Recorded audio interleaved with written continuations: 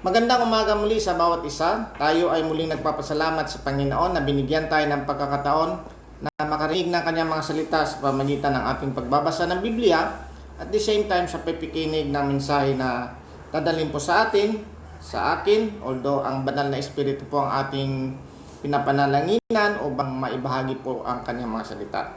Bubuksan po natin sa Romans 7 ang ating babasahin ngayon sa umaga ito. Ito po ay nasa New King James Version ang aking babasahin. Romans 7, verse 1. Or do you not know, brethren, for I speak to those who know the law, that the law has dominion over a man as long as he lives. For the woman who has a husband is bound by the law to her husband as long as he lives. But if the husband dies, she is released from the law of her husband.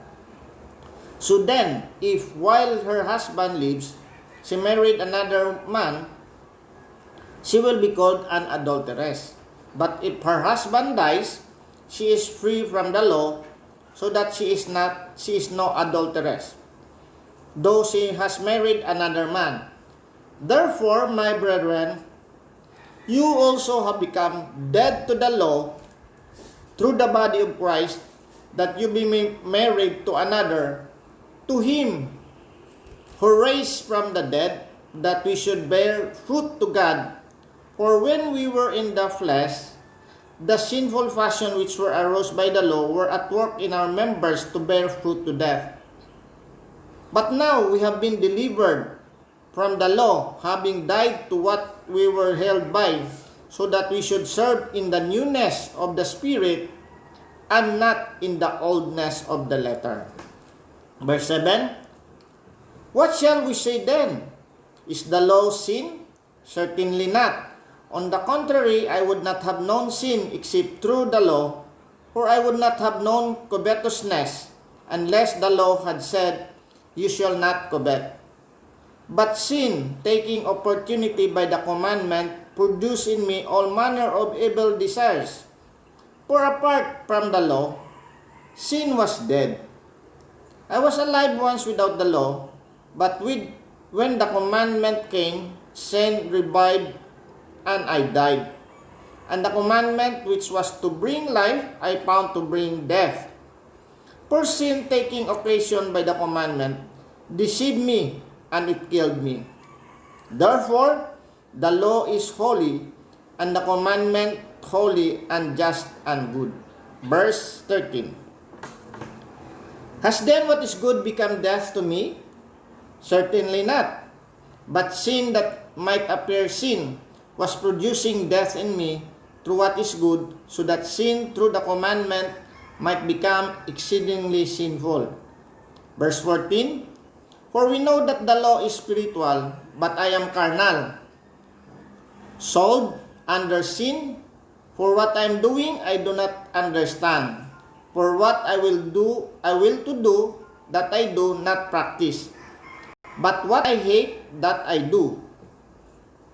If then I do what I will not to do, I agree with the law that it is good. But now it is no longer I who do it, but sin that dwells in me. For I know that in me, that is in my flesh, nothing good dwells. For to will is present with me, but how to perform what is good, I do not find. For the good that I will to do, I do not do, but the evil I will not to do, that I practice.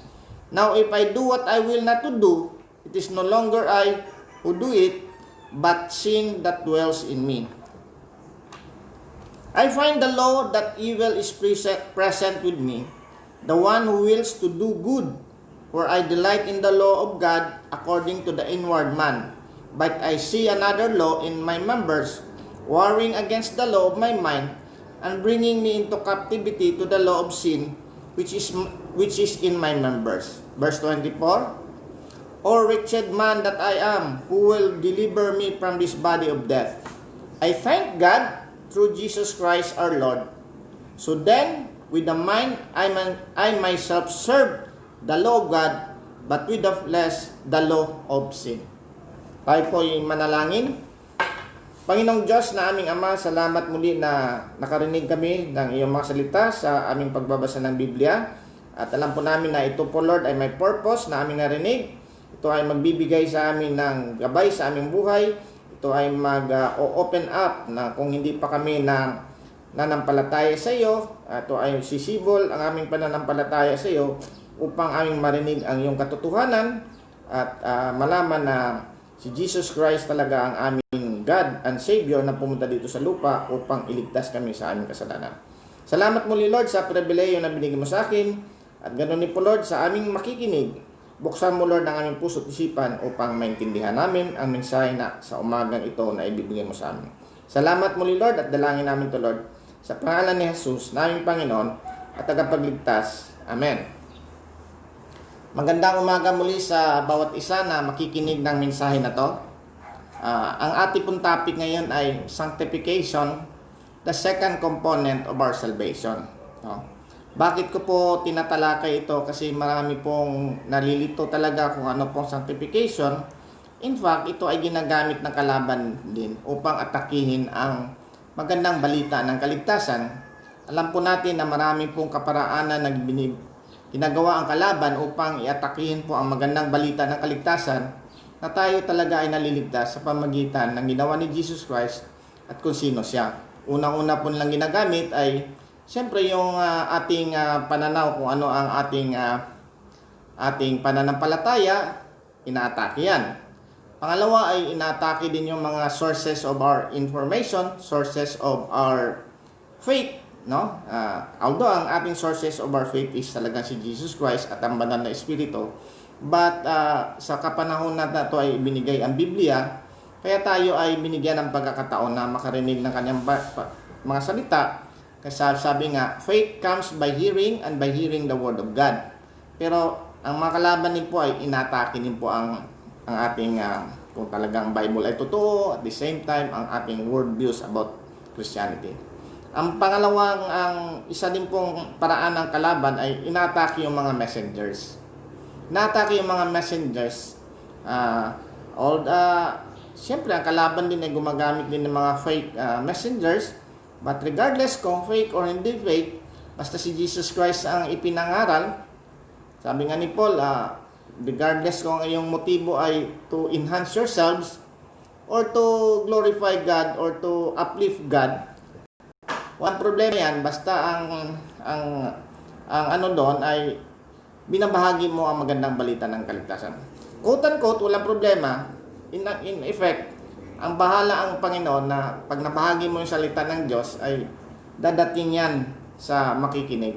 Pero may problema yan sa mga tao din po na nagsasabing sila ay mga Kristiyano, ngunit hindi naman talaga Kristiyano. Ang magja-judge po talaga dyan ay God. Kaya sa umagang po ito ay bibigyan natin ang panahon kung ano pa talaga itong sanctification. Sinasabi kong sanctification, the second component of our salvation. Kasi sa ating linear na pag-iisip bilang isang tao, kasi ang tao po ay hindi niya maabot ang mga dimension ng God na pag sinabi ng God na save ka na. Kasi alam po natin meron tayong 3 components na ibibahagi ko po. Ang sanctification nandun sa pangalawa. So, dito po ay makikita natin na ang ating pong components, according to our theology, mayroon pong 3 components ang ating salvation. Unang-una po, justification. Pangalawa, sanctification. At pangatlo, glorification.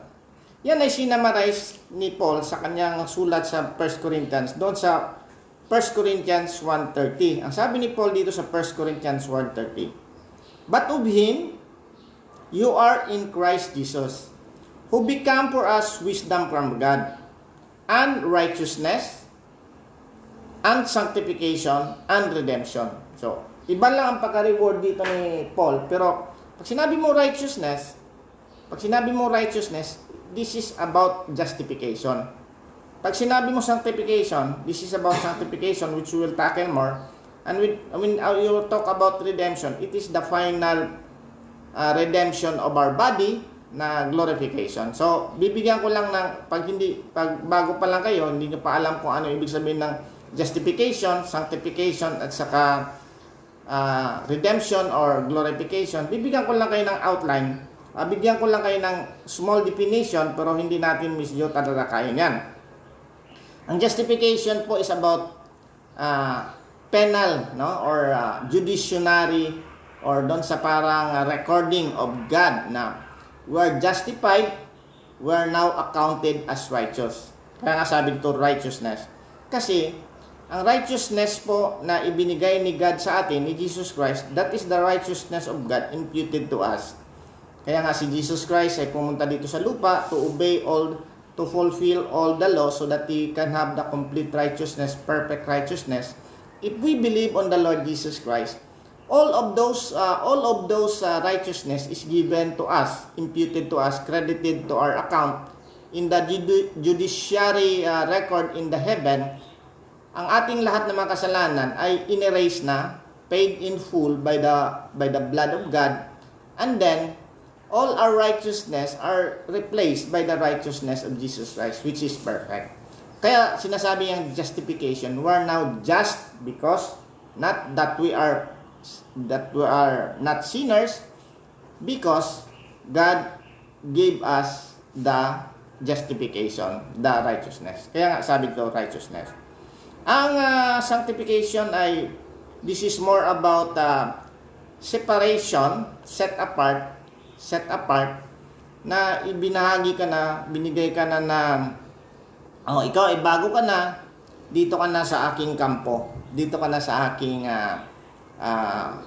poder, no? Kaya nga sabi doon, sabi nga sa John 5:24, you have passed from death to life. That is positional sanctification. But the problem now is about the progressive sanctification.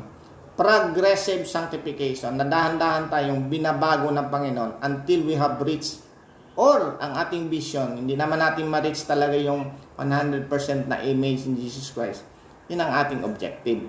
So, yan ang ating tatalakayin, no? Mamaya. Ngayon, ang glorification, alam po natin na we're still in our body. Eventually, when God will come, Jesus Christ will come, or we will die and then we will be resurrected, will give us a glorified body. Our soul in heaven, the soul will be, kung namatay ka na, or kung ang isang tao ay namatay na, ang kanyang soul ay it's either nandun sa damnation yan, or nandun sa feeling ng Panginoon. At the resurrection day, hindi natin pag-usapan yung resurrection nito. The body will be transformed, will be changed into a glorified body. And it will unite with the soul na nandoon ngayon sa Panginoon or nandoon sa kabilang side. No? Ang difference ngayon ng situation, when people died and they are believers of God, they're now sa piling sila ng Panginoon. Ang soul lang ang nandoon. Wala pa yung body. Pero kung mag-glorified na, mag-unite na yung soul at saka yung glorified body. It's either you are in the damnation side or in the presence of God, everlasting life. So ngayon, bilang nasa isip niyo yan, kaya sinasabi ko, the second component is sanctification. Kasi sa ating mga linear na pag-iisip, ang ibig sabihin ng linear, hindi natin kayang mag 100-dimensional na pag-iisip. Samantalang ang God ay kaya ng 100 times dimensional. Although ma-separate niya yan, makukonect niya yan, mabubuo niya yan, at the same time mahihiwalay niya yan. Sa atin, hindi natin maintindihan kung bakit ganun at bakit ganito. Kaya nasasabi natin, sanctification is second component of our salvation for the purpose lang ng illustration. But ang pinakabuo talaga dito, our salvation is of God. So pag sinabi ni Jesus Christ ay save you, regardless kung sa ating linear na pag-isip, ang sanctification ay ongoing at ang glorification ay future, sa Kanya, ano na yan, complete na yan. Kaya nga, we are complete in Christ. No? So, I hope na maintindihan nyo, kasi this is the source of confusion na parang, bakit sinabi mo save? I-continue pa yung saving mo. At ang sabi mo, ang third component ay future. Pero sinabi mong save ka na. Because sa mind ng God, pag sinabi niyang save ka na kasi God is very sovereign eh. Very sovereign na walang makakapigil sa Kanya na parang hindi katulad sa ating mga tao na, oh, I promise you 1 million pesos. No? Then, sige, bigyan kita ng component na 500,000. Yung 300,000 ay bibigay ko pa yan sa inyo. At yung 300,000 ay ibibigay ko dahan-dahan sa iyan. At the same time, yung 200,000 ibibigay ko pag natapos na yung ating contract. No?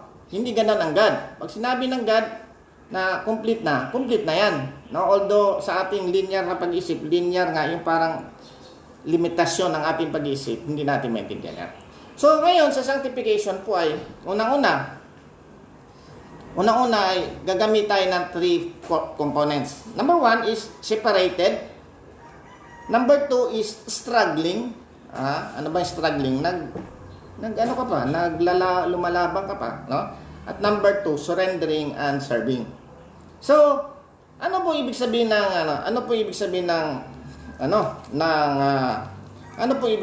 ng separated?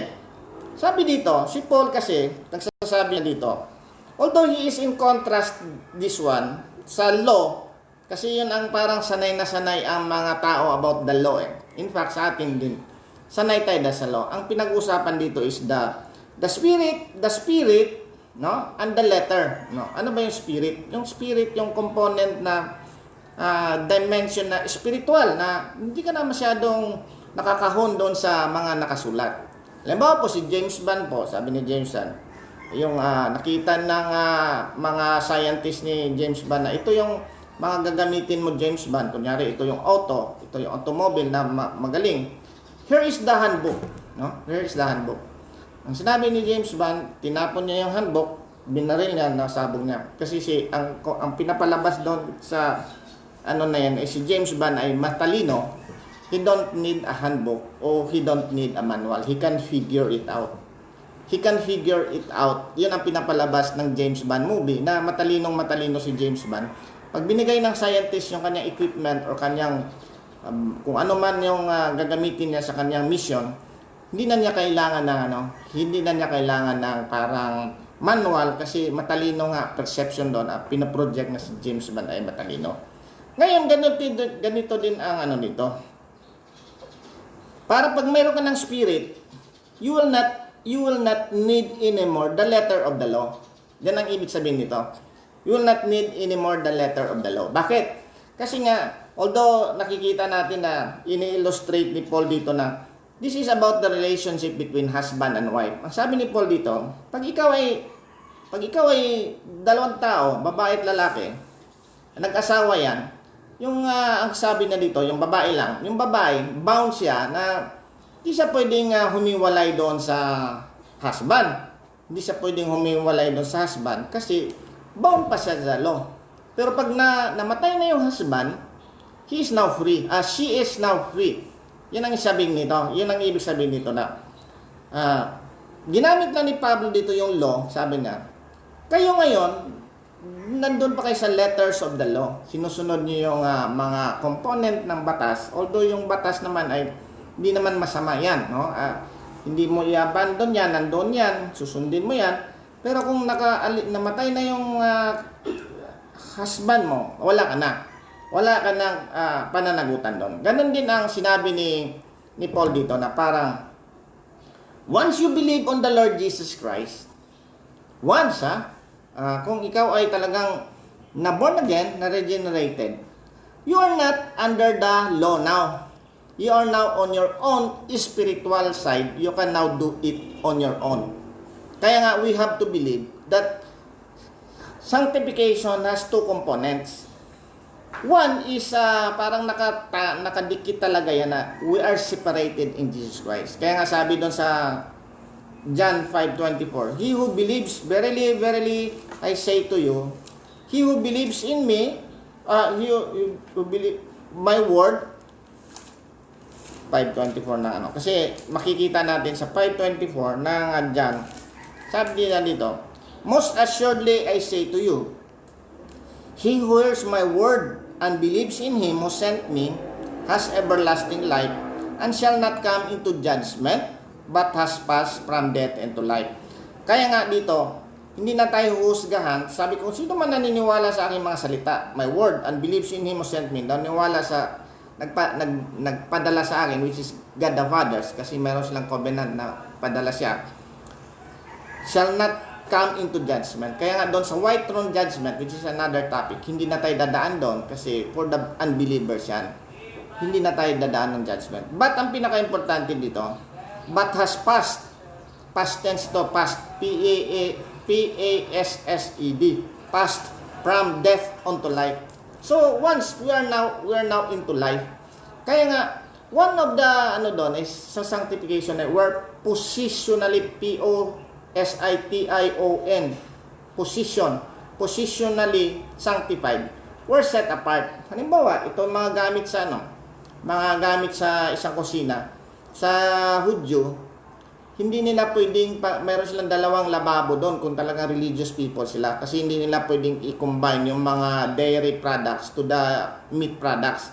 Kaya nga mahirapan ka doon, even sa pagana. Isi-set apart mo yan. May mga utensils sila.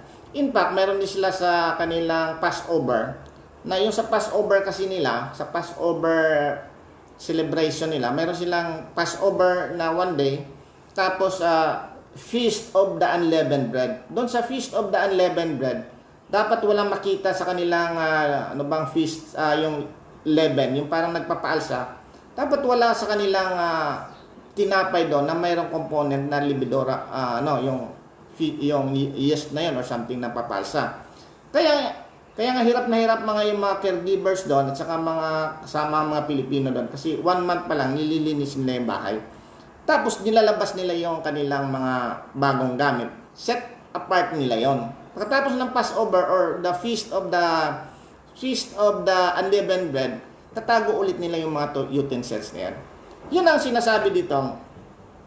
You are now separated from the group. So, spiritually speaking, tayong mga Kristiyano ay separated na tayo. At walang makakabalik sa atin, hindi pwedeng ibalik natin ang ating sarili doon sa kabilang side. Kasi we're born again eh. Ang isang bata ang pinanganak, hindi siya pwedeng pumasok ulit sa unless na parang hindi siya pwedeng doon. Another born again yan. Pero ibig sabihin, hindi ka na pwedeng bumalik doon. Kasi binantayan na nga ng ng angel yan, something like that. That's another topic. But ang point ko dito, there is a positional sanctification. The progressive sanctification.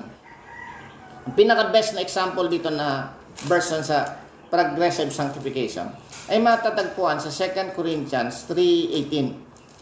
Sabi dito sa 2 Corinthians 3:18, 2 Corinthians 3:18, sabi niya dito, but we all, lahat we all believers, but we all believers with unveiled face, natakpan na nawala na yung talukbong sa ating mga mukha kasi dati natalakbungan ng magandang balita ng kaligtasan, hindi natin nakikita yan.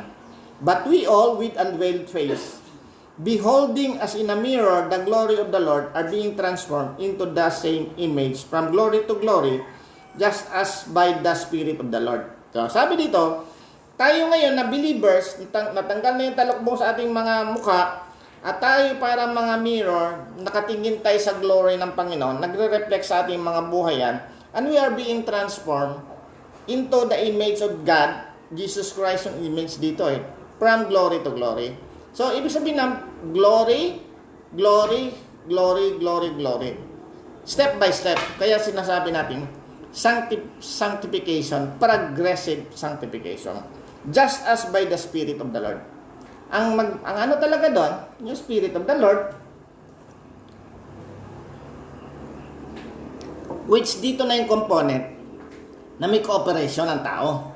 Kasi, kailangan nating doon. So, unang-una, we're separated. We have to believe talaga na separated na tayo. Kasi, pag hindi tayo nag-believe na separated tayo, mahihirapan tayo. Kasi, pabalik-balik tayo sa ating paradigm Parang, word yun na, ako ba'y ligtas? Ako ba'y hindi ligtas? Ako ba'y ligtas? Ako ba'y hindi ligtas? Kasi, you did not believe that you are now set apart. You are not set apart. You are now in God. You are now in God's side. You are now in the kingdom of God at hindi ka na babalik doon sa kabilang side. You have to believe that you are separated, set apart for the purpose of God. For the purpose of God. Ngayon, pupunta tayo doon sa struggling. Kasi dito po ay, babalikan ko lang ng ating kaligtasan, although magsa-struggle tayo from transforming ourselves from glory to glory with the help of the Holy Spirit. Ang ating kaligtasan ay secure. Kasi nga, ang pag-iisip ng God, He is sovereign, He is all-knowing, walang makakapigil sa Kanya, kaya ng ibigayan, we are saved. But we are struggling. Dito ngayon nagkaka-confuse ang mga tao. Kasi, yun ang struggling. No?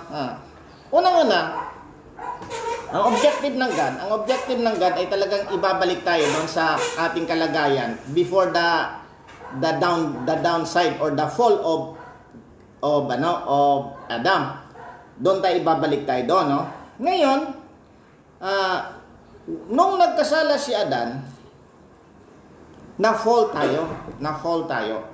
Ngayon, maraming nalilito dito sa original sin. Kasi sabi ng original sin, hindi masyadong maintindihan yung original sin. Kasi ang original sin, we inherited the nature of Adam. Kasi ang sabi nga nila, papayag ka ba na yung utang ni Adan ay babayaran mo? Although, some sort of, mayroong point din yan, pero kung hindi naman talaga yung utang ni Adan ang babayaran mo, kundi utang mo talaga, kasi namana mo yung nature ni Adan eh. Nung namana mo yung nature ni Adan, pagkasilang mo pa lang, mayroon ka ng kasalanan kaagad. At you are now a sinner. You are now a sinner. That is why you will be committing a sin. No? Ulitin ko po. Sabi dito sa Romans 5:12, kasi dito sa 5:12 at saka 18 and 19.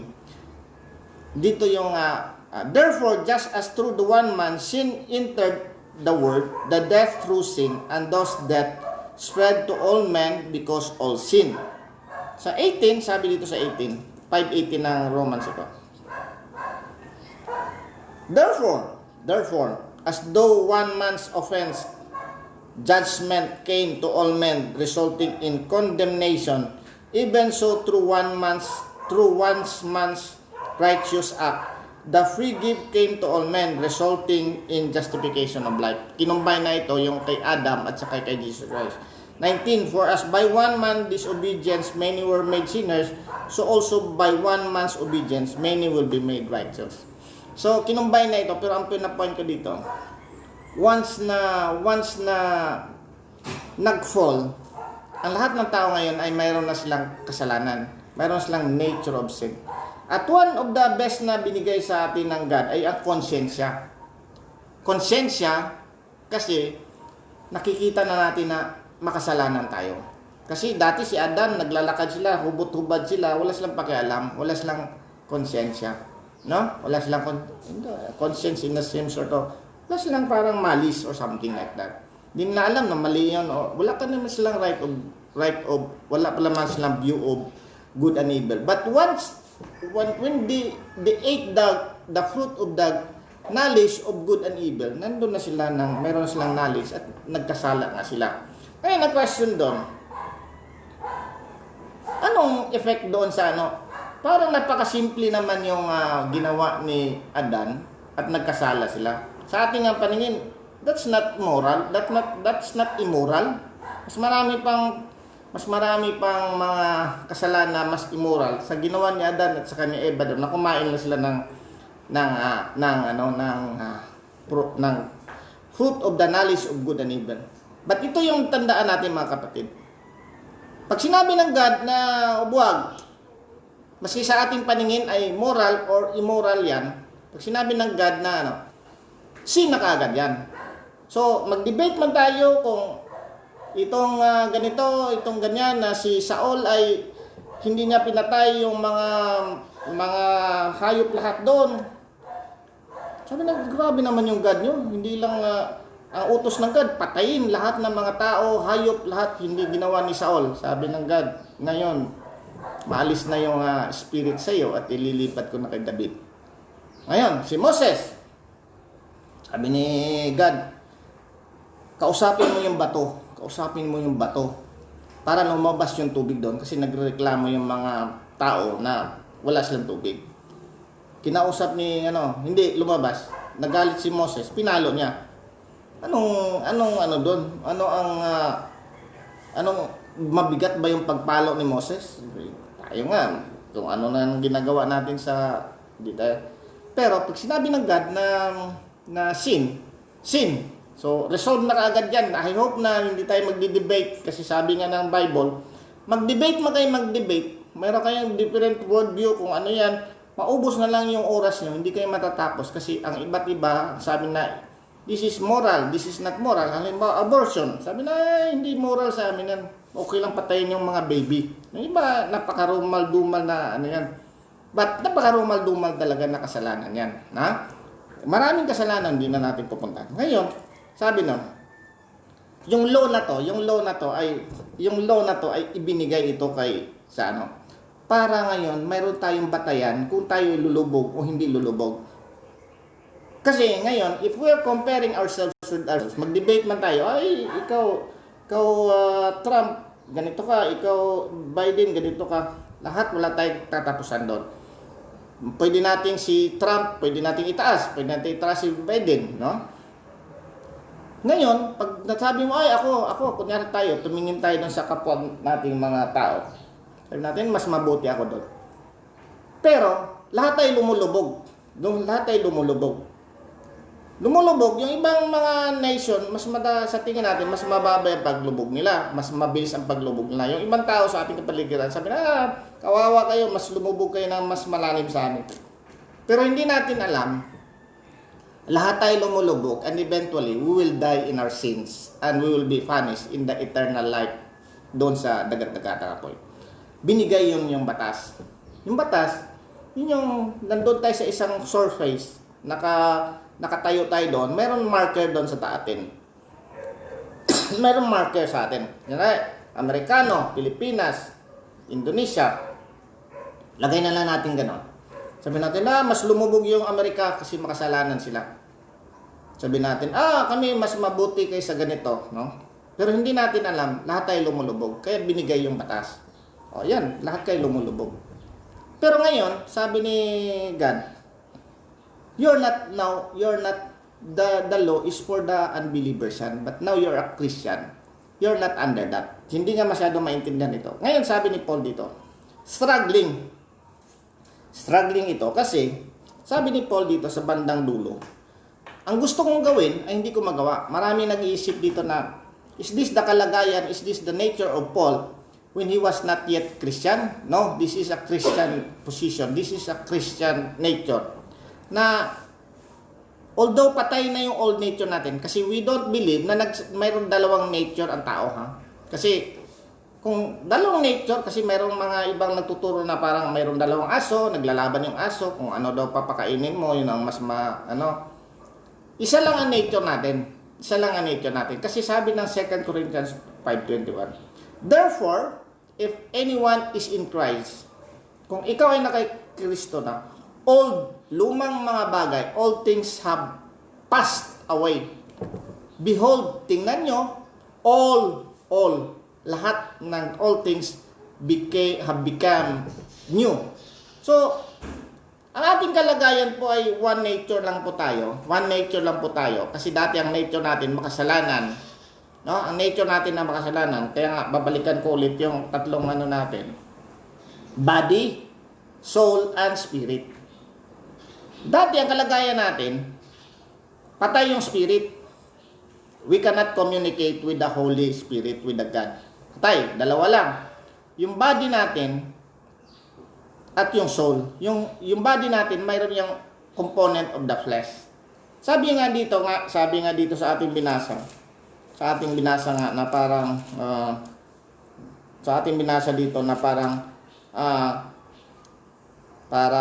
in the flesh, no? Parang in the flesh, no? Sabi dito sa 18. For I know that in me, that is in my flesh, nothing good dwells, no? Kasi yung body natin, may flesh yan. May flesh yan. Yun na nag-influence o yun na nagkukontrol ng body. Nung dati nating kalagayan. Patay yung spirit. But when we born again, yung ating body ngayon, namatay yan, dapat maintindihan natin yan na kasi yun ang buong diniscuss ng chapter 6 ng Romans na you are now dead on your sins. Kasi namatay na yung body mo doon sa nung kasama ka na doon sa baptism, hindi baptism na literal na baptism ito, kundi baptism nung yung point na concept na si Jesus Christ ay namatay, kasama ka doon, namatay na rin yung body mo. Ngayon ang body mo, wala nang control yan sa soul mo. Pero mayroon yung component ng flesh na nag-i-influence. Ngayon yung spirit mo, siya na ngayon ang nagko-control sa soul mo. Ngayon sabi niya dito, kaya nga struggling. Kasi for not I know, it is no longer, but now it is no longer I who do it, but sin that dwells in me. For I know that in me, that is in my flesh. Kasi nandun pa yung component ng flesh na parang nag-i-influence kasi yung ating body, babalikan ko yung glorified body. This is not a glorified body pa. Meron pa tong parang flesh, influence of the flesh dito, na yun talaga ang gumagawa ng kasalanan. So, kung tayo glorify na sa pagdating natin doon sa langit, hindi na tayo nagkakasala kasi ang ating nature inside at ang ating body ay wala ng flesh na nag-i-influence sa atin. But now, we have a new nature. You have a new nature. Yung old nature mo patay na yon, but you are still in the body. You are still in the inside na body na may flesh. Although hindi na siya, kaya nga mayroon doon na parang hindi na tayo nagkakasala, no? Hindi na tayo nagkakasala theoretically doon sa paningin ng God kasi na circumcised na ngayon, nahiwalay na yung body at saka yung soul. But ang ibig sabihin dito na nagsa-struggle pa kasi ang sinasabi dito sa 1 John 1:8. Sinasabi dito sa 1 John 1:8. We're still sinning, no? If we say that we are not sinning, sabi na dito, if we say that we have no sin, we deceive ourselves and the truth is not in us. If we confess our sins, He is faithful and just to forgive us our sins and to cleanse us from all unrighteousness. Katulad ng aking illustration na tayo ay nalinis na sa loob, nasa labas na lang ang mga pagkakasala natin, lilinisin yan ng ating confession, repentance everyday, at magre-reflect ngayon na malinis tayo kasi nakatingin ngayon mga tao sa atin. Ngayon, bakit po struggling? Kasi si Paul po ay nagsa-struggle siya kasi nakakabit pa yung body niya doon, no? Gagamitin ko yon although itong nakakabit pa yung body niya sa kanyang nature, new nature. Kasi although itong illustration na ito, ginamit ito sa lecturer doon sa Baguio, ginamit ito ni Charles Haddon Spurgeon, ginamit ito ni MacArthur. Sabi din dito, "O wretched man that I am, who will deliver me from this body of death? I thank God through Jesus Christ our Lord." Kasi sa old ancient times daw, pag ikaw ay nagkasala, nyari, ikaw ay pumatay ng isang tao. Ngayon, yung tao na pinatay mo, according to them, ikakabit yan sa likod mo, itatali yan. Yung body of death na nasa likod mo. Ngayon, yung body of death na nasa likod mo, hindi yan makakaalis sa iyo. Yun lang parang doon, hanggang mabulok na mabulok yan. Hanggang mabulok na mabulok yan. Yan ang inang example ni Charles Haddon Spurgeon, ni MacArthur, at saka yung isang speaker doon si Bunty Collins, na tayo ngayon ganun ang ating kalagayan. Yung ating body ngayon ay nabubulok ito. The more na nabubulok ito, nagsastruggle tayo. Na ang ating new nature sa loob, kasi ngayon mayroon na tayong conscience mayroon na tayong parang ako yung makasalanan, no? Kaya nga ang isang Kristiyano, they will have more knowledge about sin, but commit less sin. Ulitin ko, kung ikaw ay Kristiyano, you will have more knowledge of the sin, but you should commit less sin, no? Ideal na Christian yan. Ngayon, that is the struggling component yan. Kaya nga, Kaya nga ito ngayon ang sinasabi ni Paul na huwag na kayo masyadong magpapa-influensya dan sa mga ano na yan. Kasi although nagsastruggle yan, yung spirit talaga na nandyan, no? Nag-i-influence yung spirit yan. Kaya nga sa atin, mayroon na tayong spirit sa 1 Ephesians 1:13 na we're now given the spirit. Yun na yung magta-transform sa atin from glory to glory. Ngayon, ang pangatlo po ay, you have to surrender God. You have to surrender to God. Kaya nga, ang tanong doon, kailangan natin mag-surrender sa God.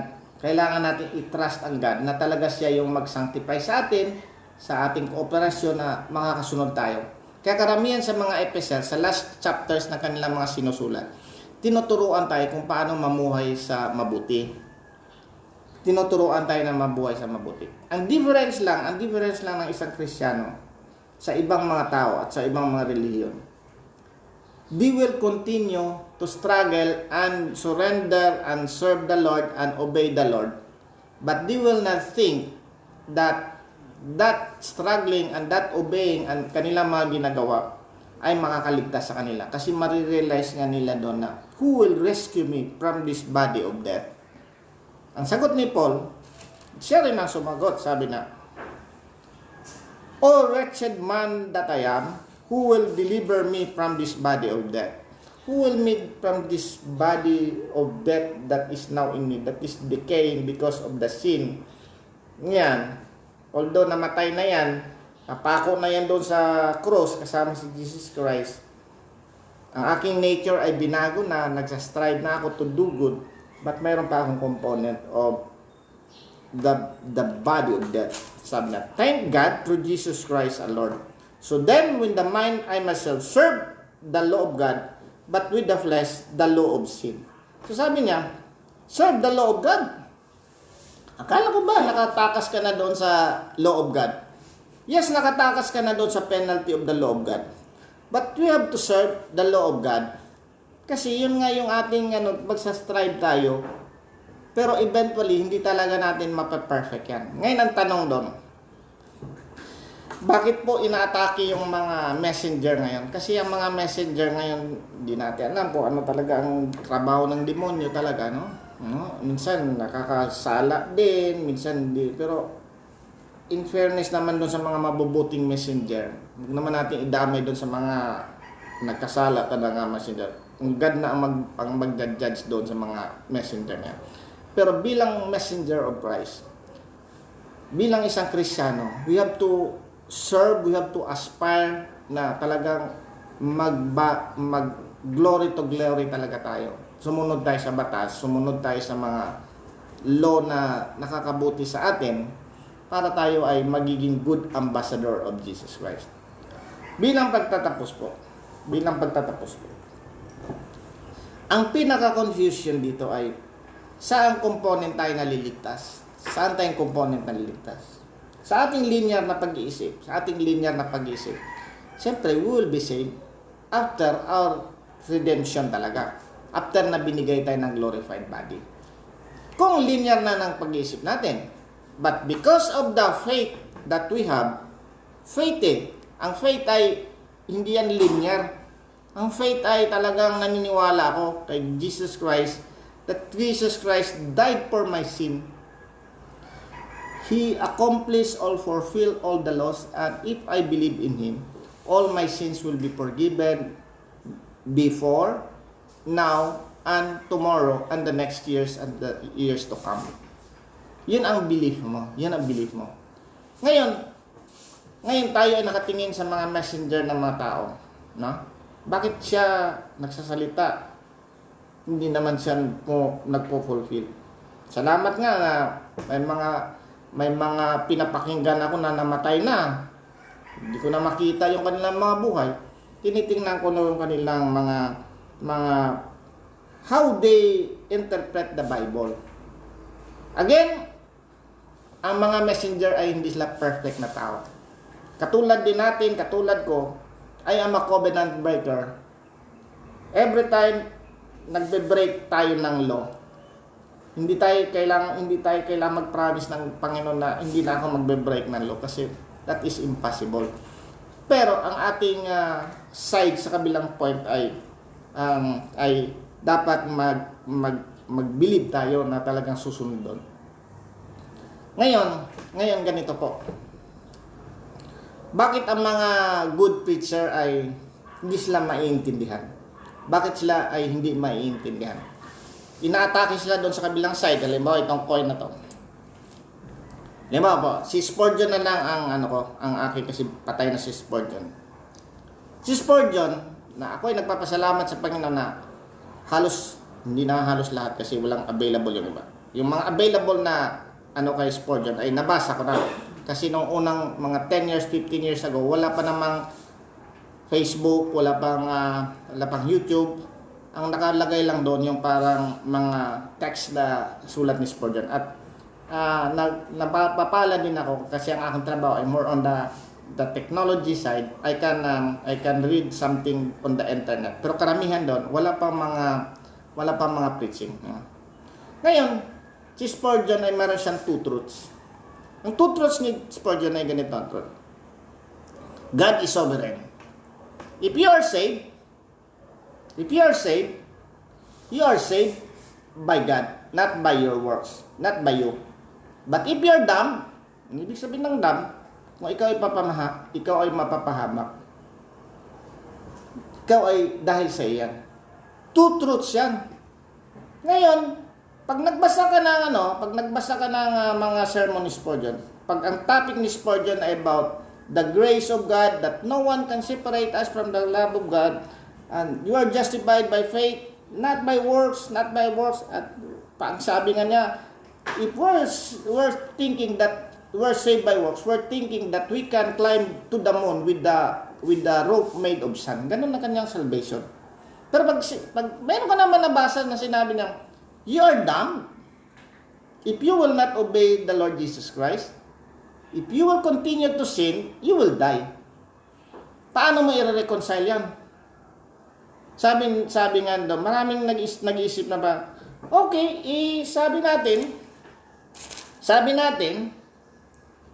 you believe, no? Tatlo po ang simplification nito. Unang-una, I just do what is good. Wala akong tatapakan tao. Pero I will not believe on the Lord Jesus Christ. Sabi na, but that is not good. Kasi sabi ni Jesus Christ, I am the way, the truth, and the life. No one comes to the Father except through me. Alisin na natin yan. Number 2, sabi, I will believe on the Lord Jesus Christ, and I will add good works to myself. Mukhang okay, di ba? Mukhang okay, but we are parang hindi natin ina-acknowledge ang ginawa ni Jesus Christ na He fulfilled all the laws, He fulfilled all our salvation. It is finished and you cannot add nothing. If you believe that you believe in the Lord Jesus Christ and you do good works to add to your salvation, you're insulting the Lord Jesus Christ. Kasi sabi niya, salvation, ako lang ang gumagawa niyan. Number 3, sabi natin, I will believe on the Lord Jesus Christ. Sabi nga natin, believe on the Lord Jesus Christ and you will be saved, you and your household. No? Sabi natin. But you are not obeying the law. Sabihin naman ng iba, sabi mo, believe on the Lord Jesus Christ. Hindi na kailangan ng good works. Yun nga yung doon yung parang sabi ni Charles Haddon Spurgeon. We cannot walk in the middle. We will walk in the 2 sides of the way. We will walk na si Jesus Christ talaga ating salvation. We will walk that we should obey the Lord Jesus Christ. Kasi kung hindi tayo mag-obey kay Lord Jesus Christ, hindi natin tayo sumunod sa mga dapat ipinapagawa sa atin, mapapahamak tayo. That is the dilemma, mga kapatid. And that dilemma can be answered by our faith, by our faith talaga. Hindi ako maghuhusga, pero ang pinakaano talaga doon na parang you have to believe on the Lord Jesus Christ. Let Jesus Christ believe in you. Sa-summarize natin. Unang-una, sanctification, justification, you are saved, you are declared righteous. Sanctification, progressive and positional sanctification. Number 3 is redemption or glorification. Doon sa sanctification, dapat we have to believe that we have separated and we are being transformed from glory to glory. Number 2, doon sa under the sanctification, separated, struggling. We have to believe na nagsa-struggle talaga tayo dito sa ating buhay yan. Kasi although we have a new nature, nandun pa tayo sa body of sin na may influence ng flesh. Unless natanggalin mo yung body mo, God lang ang makakatanggal niyan at i-replace niya ng good body, glorified body. Nagsa-struggle tayo doon. But ang utos sa atin ng God, although nagsa-struggle kayo dyan, you have to achieve perfection. Sabi nga ni Jesus Christ, be holy. Unless your righteousness surpasses the scribes and the Pharisees, you cannot enter the kingdom of God. At sabi niya dito sa John 5:48 sa dulo, sabi niya dito, sabi niya, nakalimutan ko na, 5:48. Sabi niya dito, John 5:48,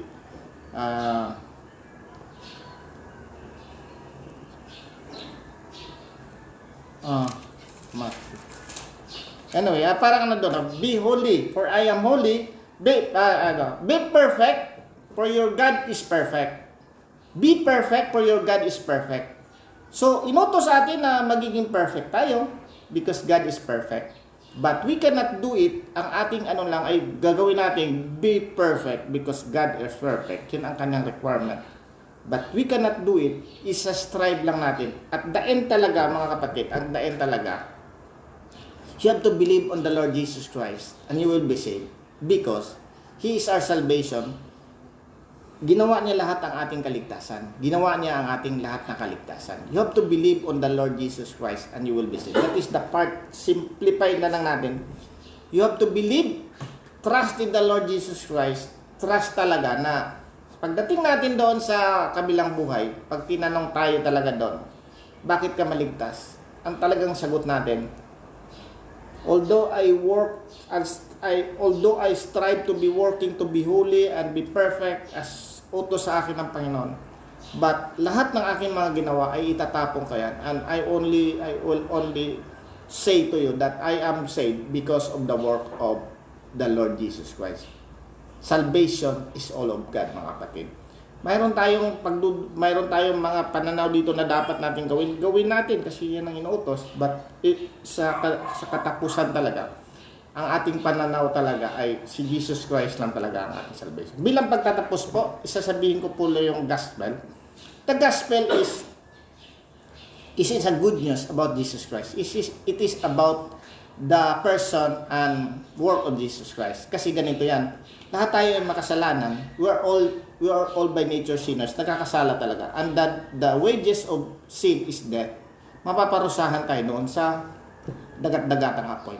Although inoto sa atin na sumunod sa mga batas, gumawa ng mabuti, susundin natin yan, pero hindi tayo maka-perfect yan. Hindi natin maabot ang kaligtasan. Once we realize that, with the help of the Holy Spirit, kailangan natin makita si Jesus Christ na siya talaga ang ating kaligtasan. And all we have to do is believe on the Lord Jesus Christ kasi ang kanyang ginawa ay dapat ma-appropriate sa atin. And we can only do that by faith, mga kapatid, by faith. No other channel, no other way. Only by faith. And ask the Holy Spirit to save you. Save you. Sabi nga, sanctify them. Sabi nga, dito tayo magtatapos. John 17:17. Ang panalangin ni Jesus Christ, sanctify them by your truth. Your word is truth. Sanctify them by your truth. Lahat tayo set apart, saka magpa-progressive sanctification by the truth of Jesus Christ. Kaya kailangan natin makarinig ng salita ng God. Because faith comes by hearing and hearing by the word of God. And it is about the Lord Jesus Christ. It is about the Lord Jesus Christ. He is only our salvation. Believe on the Lord Jesus Christ and you will be saved. you and your household. Let us pray. Panginoong Diyos na aming Ama, Lord, alam po namin, Lord, na ang aming pong sanctification ay ginagawa mo rin po, Lord, at kami din po, Lord, ay binigyan mo ng responsibility to do it. But alam po namin, Lord, na although we're striving to be a good ambassador, to be a reflection of your glory, but alam po namin, Lord, na ang lahat na ito, Lord, eventually hindi ito makakapasa sa inyong righteous requirement, a perfect requirement. Kaya kami, Lord, ay lumalapit sa iyong anak na si Jesus na pinadala mo dito sa mundo, at kami maniniwala na ang kanyang ginawa ay ibinigay sa amin at aming makasalanan ang kanyang siya ang pinusahan sa aming kasalanan. Lord, patuloy na pinapanalangin, Lord, na mga tao po, Lord, hindi nakatingin sa mga nagsasalita, hindi nakatingin sa mga tao na salang nakapaligid, but sabi mo nga, fix our eyes on Jesus, the author and perfecter of our faith. Kami po ay naniwala sa iyong anak na ibinigay mo sa amin, Lord. Salamat po, Lord, sa lahat na to. Salamat po sa salvation. At patuloy na pinapanalangin na makarinig nitong mensahe nito, sila din po, Lord, ay ma-illuminate, malaman na makasalanan, magsisi sa kasalanan at lumapit sa iyo bilang Panginoon tagapagligtas. Kasi eventually po, Lord, kung hindi kami lalapit sa iyo, papaparusahan kami sa dagat-dagatang apoy. Salamat muli, Lord, sa lahat. At alam po namin, Lord, na ikaw ang Diyos na makapangyarihan sa lahat. Ikaw ang nagbibigay sa amin ng aming mga pangailangan dito sa mundong ito, itigit sa lahat sa aming eternal life. Salamat muli, Lord, at dalangin namin to, Lord. In Jesus Christ our Lord. Amen.